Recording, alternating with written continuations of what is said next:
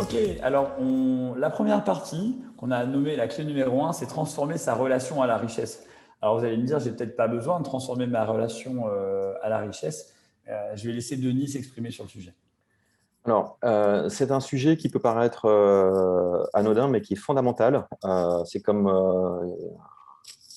en sport, si vous n'êtes pas prêt, vous ne pourrez jamais être dans l'arène ou sur le stade. Il faut se préparer.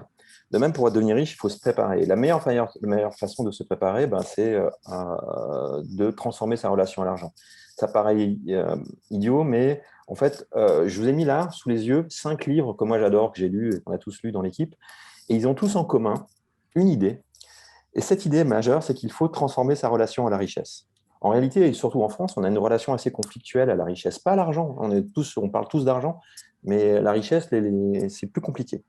Alors, nous, en France, le produit d'un patrimoine culturel. On a une hérédité sur nos pensées, nos croyances à l'argent, qu'on connaît tous, les riches, c'est des héritiers ou des escrocs, ou ils ont fraudé le fisc ou autre.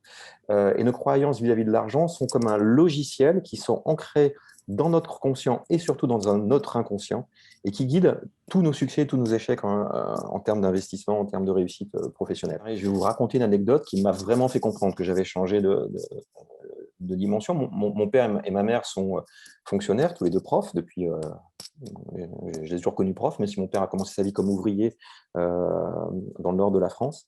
Et donc, il voit les locaux et il tombe à genoux. Il est sur le cul de voir ces 1400 mètres carrés, ces ordinateurs, ce volume. Et sa première question, c'est mais Denis, combien ça te coûte par mois?